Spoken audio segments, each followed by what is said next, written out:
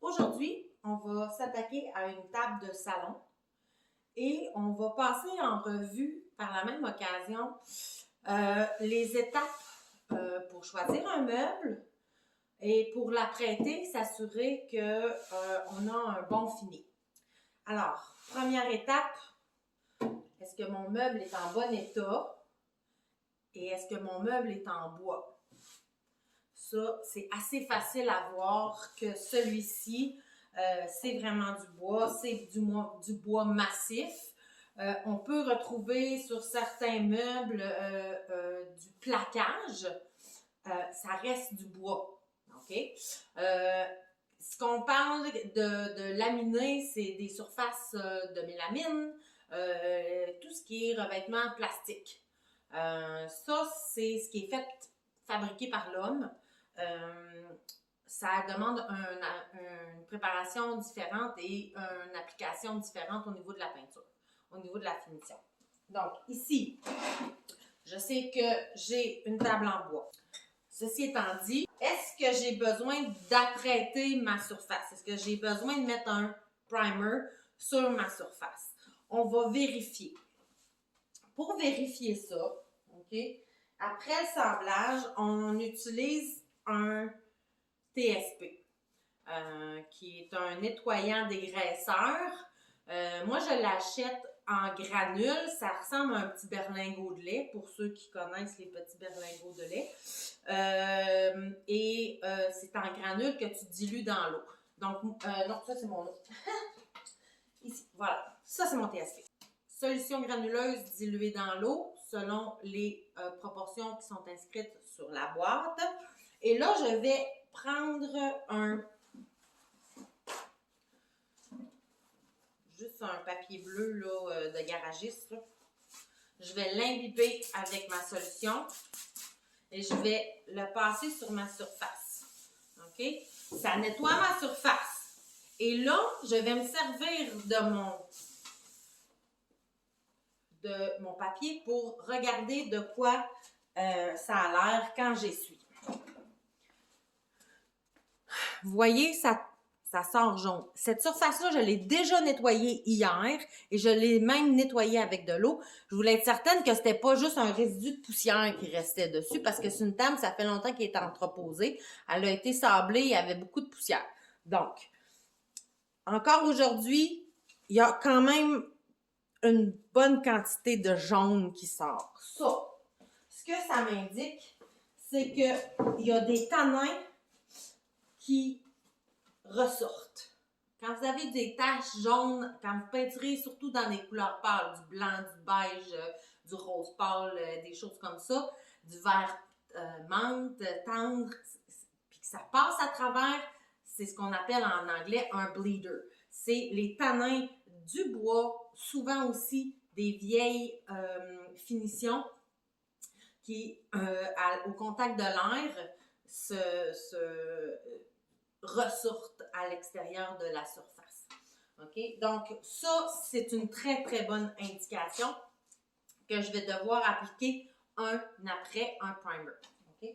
Donc, je vais quand même bien nettoyer ma surface encore une fois. Donc, là, j'ai fait ça partout sur mes pattes aussi. Puis, avec n'importe quel nettoyant, toujours aller rincer avec de l'eau. Et je vais prendre un chiffon J que j'aime bien, avec lequel j'aime bien travailler quand je rince avec de l'eau. Donc, ma surface est toute bien nettoyée. Je vais laisser sécher comme il faut. Bien important que notre surface soit bien sec quand on vient la travailler. Alors, super. Ça sort encore, fait que je prendrai vraiment pas de chance. Je veux pas que ma belle surface rose, vieux rose, devienne avec des taches jaunes. J'en veux pas de ça. Donc, pendant que cette surface-là sèche, j'ai un après, un primer. Bon, moi, j'ai celui-là, le 1, 2, 3. On peut trouver dans les quincailleries plein de primers. Moi, j'aime bien celui-là, base d'eau, parce que je sais que ma peinture avec laquelle je vais travailler est à base d'eau, elle aussi. Alors, un primer base d'eau. C'est un primer qui bloque les taches rebelles. Donc, mon tanin, mes huiles qui vont remonter à la surface, je vais les bloquer avec ça. Aussi, si vous avez des meubles qui sentent pas bon, qui ont une odeur, ça va la bloquer. Puis, ça sèche rapidement. Donc, je vais l'appliquer au rouleau. OK. On s'assure que notre primer est bien brassé. Donc, je l'ai shaké avant de l'ouvrir. J'ouvre, je prends ma baguette, je vais chercher le fond, m'assurer que s'il y a des dépôts, ça fait longtemps que c'est sur la tablette. On va bien chercher le fond, on mélange comme il faut. Je me traîne toujours un petit pinceau, queue de rat, comme ça. Enlever le surplus.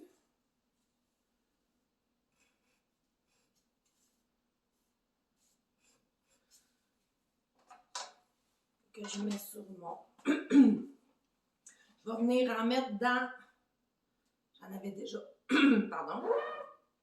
Alors, je viens d'en mettre dans mon contenant. Vous pouvez en mettre un peu plus que vous pensez que vous allez l'utiliser. Hein? On en remet dedans après, c'est pas grave. Là. On sauve notre peinture. Puis là, ben, ça t'empêche, ça diminue la manipulation. Donc, mon petit pinceau est encore utile. Quand je travaille au rouleau, j'aime ça utiliser la microfibre. La microfibre va venir laisser une surface très lisse. Celui-là, il est neuf, donc je vais vraiment essayer d'enlever toutes les poussières. Et là, je vois qu'il y a un fil qui dépasse. Je vais le couper.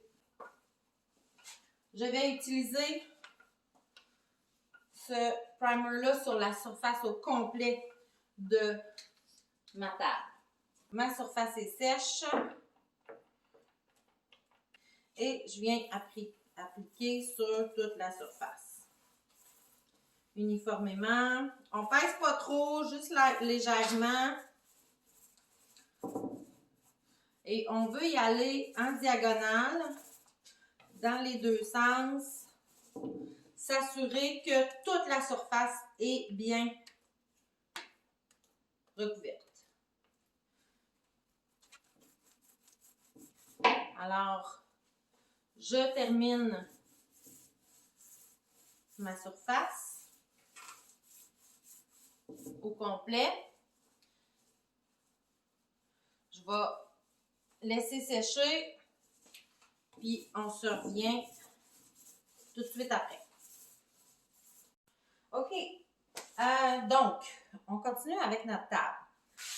Ça se peut, ça arrive là, des fois qu'on a besoin d'une deuxième couche. Donc là, ça fait plus qu'une heure que ça sèche. Donc, selon le fabricant, il n'y a pas de problème, je suis capable d'appliquer une deuxième couche. Ce que je vais faire, en fait, pour ma deuxième couche, c'est que je vais utiliser ma peinture avec laquelle je vais faire ma finition. Là, je vais juste utiliser mon bâton comme ça. Puis, je vais venir teinter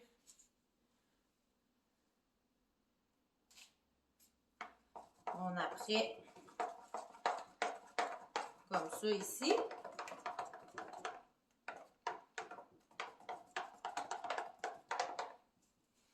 Pas trop en mettre non plus. La proportion doit rester quand même assez bonne parce que sinon on va perdre les propriétés de l'après. Donc, je vais peinturer, je vais mélanger bien comme il faut ma couleur. Ça fait beau. Fait que là, je vais me rapprocher avec ma deuxième couche d'après de ma couleur de finition. Ma deuxième couche d'après, pas vraiment besoin de sabler entre les deux. Et on part. Wow! On en met partout. Là, je vous montre que je peinture le dessus. J'ai fait le tour aussi au rouleau. Je finis un petit peu avec mon pinceau. Quand j'ai des petits raccoins, les petits coins, je m'assure qu'il n'y a pas de coulisses ou quoi que ce soit. Je viens chercher les petites places. Mais je ne vais pas peindre le dessous. Les seules places que j'ai faites, c'est le rebord ici pour m'assurer d'avoir une belle couvrance pour la finition de mon rebord ici. Mais je ne vais pas peindre à l'intérieur. Je suis quelqu'un qui est très minutieux dans son travail, mais qui n'aime pas travailler pour rien. Si tu es rendu à regarder en dessous de la table, probablement que ça ne te dérangera pas de savoir si le dessous de la table est peinturé ou pas. On s'entend? Alors, donc, on continue avec le rouleau en microfibre qu'on va appliquer ici comme il faut. En croisé encore une fois, m'assurer vraiment d'une bonne couvrance. On liche pas trop notre peinture. Et voilà. On s'assure d'en avoir partout. Et voilà. Donc, encore une fois, je termine ma deuxième couche de peinture. Puis, on s'en revient après. Alors, on continue le projet de la table. Puis, avant de continuer sur la peinture de cette table-là, on va faire une petite récapitulation de notre projet. Alors, on a choisi notre pièce, on sait qu'elle est en bois. On l'a nettoyée. On s'est rendu compte que les tanins du bois et probablement aussi de la finition restaient apparents quand on la nettoyait. Alors, on a décidé de mettre un primer, un après, qui va venir couper les taches. À la première application, une fois séché, on voyait encore les tanins passer au travers. On a fait une deuxième couche que j'ai teintée avec la peinture que je vais utiliser. On peut aussi utiliser du pigment pur, mais moi, j'en ai pas. Alors, on reste dans ce que j'ai, ça fonctionne très bien. Alors, on voit que la table a pris une certaine couleur, un petit rose bébé. Puis ça, ce que ça fait, c'est ça va permettre une meilleure couverture quand on va venir mettre la couche de finition. Quand on s'en va sur notre couche de finition, moi j'ai une grande surface plane, alors je vais utiliser un rouleau pour la première couche, un rouleau en microfibre. J'aime bien les microfibres. On peut utiliser aussi les rouleaux mousse, mais je trouve que des fois, le rouleau mousse, ça peut laisser des petites traces de bulles et tout ça. Donc, je vais utiliser en fait le microfibre parce que je veux essayer d'avoir une surface le plus lisse possible pour ce travail-là, pour ce projet-là. Alors, pour la première couche, je dis la première couche parce que je vais mettre une deuxième couche que je vais venir appliquer au pinceau. Donc, première couche au rouleau microfibre. Pas jusqu'au bout pour qu'il roule bien. Puis celui-là aussi, il est neuf, fait qu'on va venir faire sortir la poussière ou les petites mousses qui peuvent rester. Donc ça va être pour ma première couche. Quand je vais arriver sur ma deuxième couche, je vais utiliser un pinceau. Pour avoir une finition la plus lisse possible avec le moins de traces de pinceau, je vais utiliser un pinceau synthétique. OK?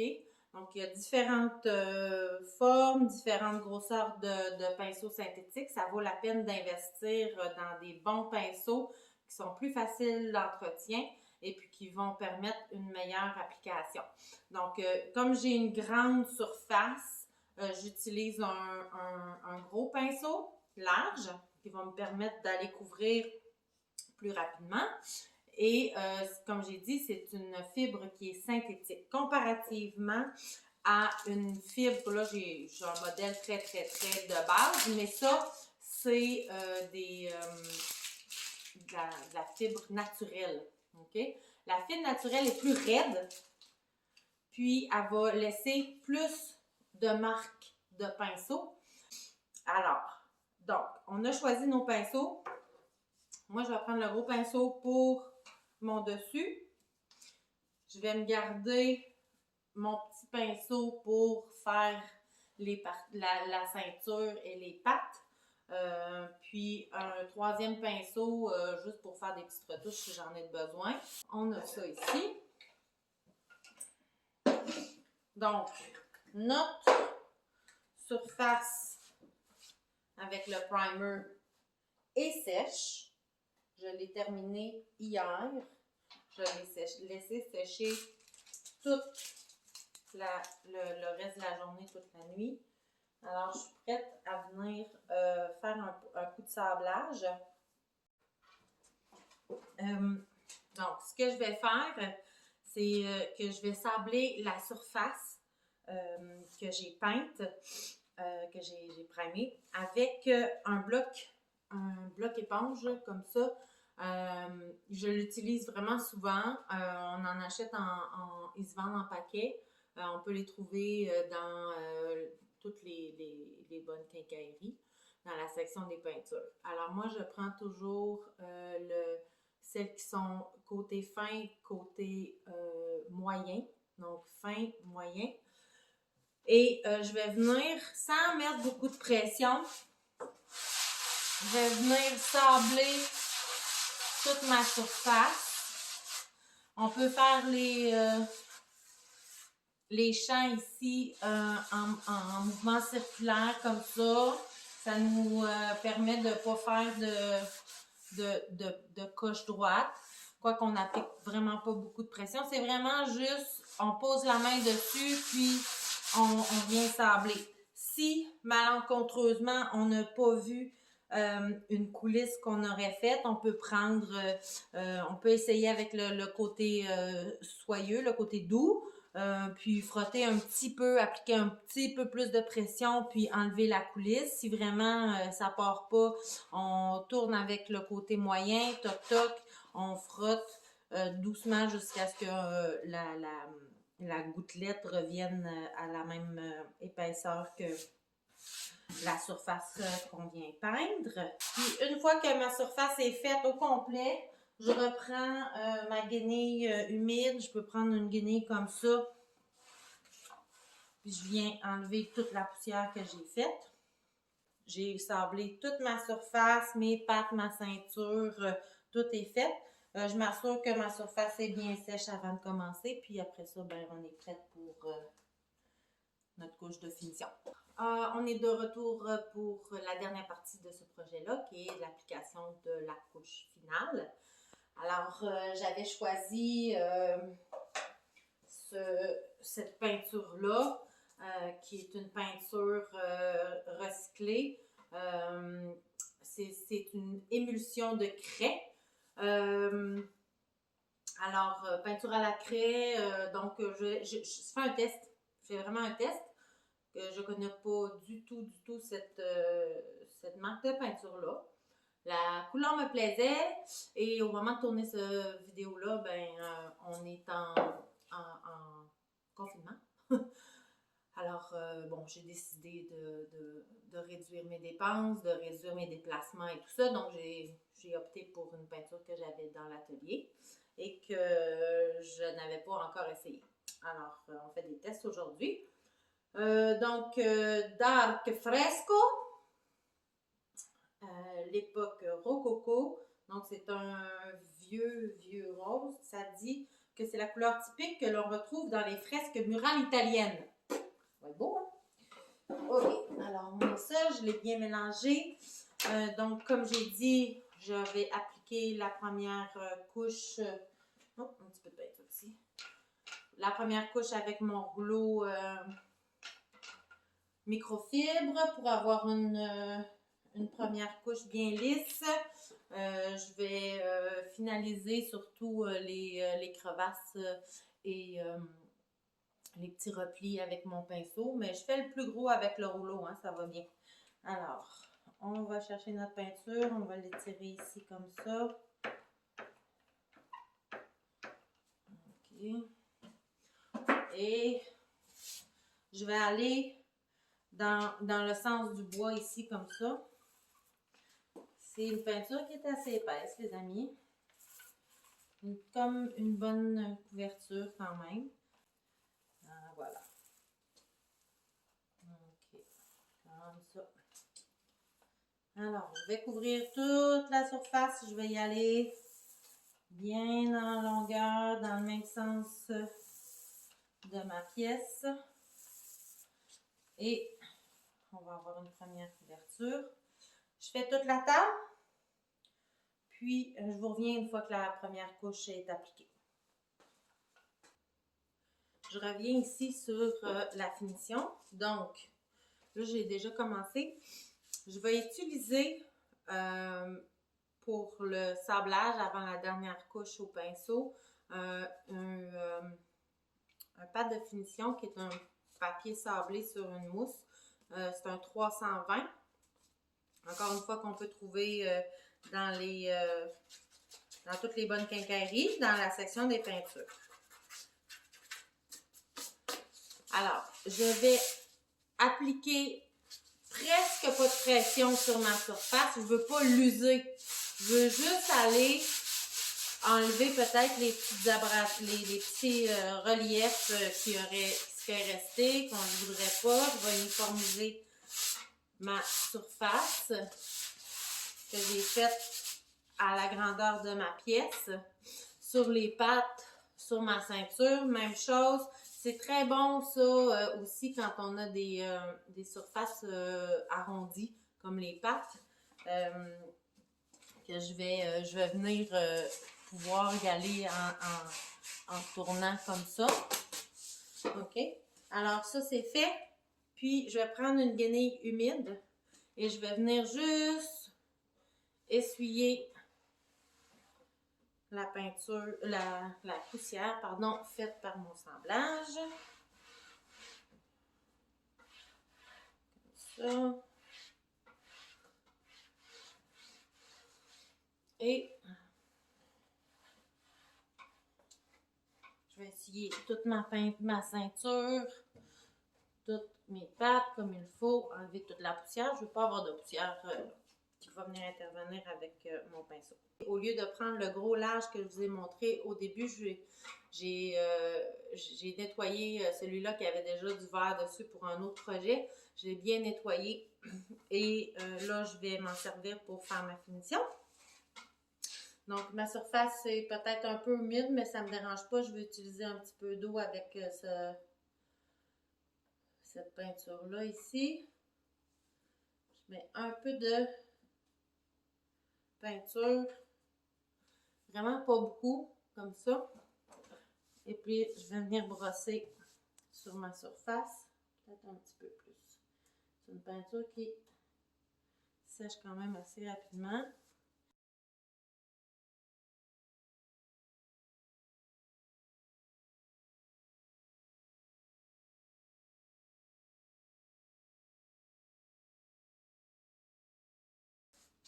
Je peux utiliser un petit peu d'eau. Mais là, je ne veux pas trop y toucher parce que ça commence à faire un petit peu de relief. Je mouille un peu mon pinceau, continue à étirer. Et je vais faire toute ma surface comme ça. Ce pinceau-là, je l'aime beaucoup parce que je peux faire aussi les parties arrondies.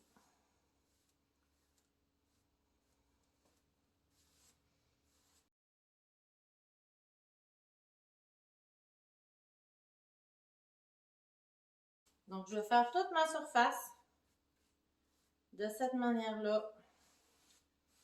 Puis, je vous viens montrer le résultat final. Ça vous dit? J'en profite pour vous dire que si ce genre de vidéo-là vous intéresse, faites-moi en part dans les commentaires. Donnez-moi un petit cœur ou un pouce bleu. Abonnez-vous à mon compte. Ça va être le genre de choses que je vais faire régulièrement, peut-être pas à toutes les pièces, mais si ça vous intéresse, ben, je vous montre différentes techniques que j'utilise pour faire la finition de peinture. Et voilà, on est arrivé à la fin de notre vidéo qui montrait du début à la fin les étapes de finition d'un meuble avec de la peinture. Alors voici, c'est un vieux rose qui tire sur le terracotta. Elle a été peinte 2 couches de primer, 2 couches de peinture. Tout est sec. On a terminé. On pourrait mettre à cette étape-ci une couche de scellant, un vernis clair à l'eau. Mais je vais attendre parce que les amis, il y aura une suite à ce vidéo. Je vais utiliser un stencil que je vais appliquer ici avec plusieurs couleurs et aussi une petite mousse qui est un gilding wax qui va venir juste mettre un peu de profondeur, un peu d'usure magique. Alors, ce stencil-là, je l'ai trouvé chez Redesign by Prima, ils font beaucoup de stencils, plein d'appliques et de choses comme ça. J'ai choisi mes couleurs pour mon stencil. J'ai ma mousse wax, cire. Je vous remercie d'avoir regardé la vidéo jusqu'à la fin. Encore une fois, si c'est quelque chose qui vous intéresse, que vous avez aimé ça, faites-moi le part dans les commentaires. Un pouce bleu, un petit cœur, puis on continue à suivre les amis. Merci beaucoup.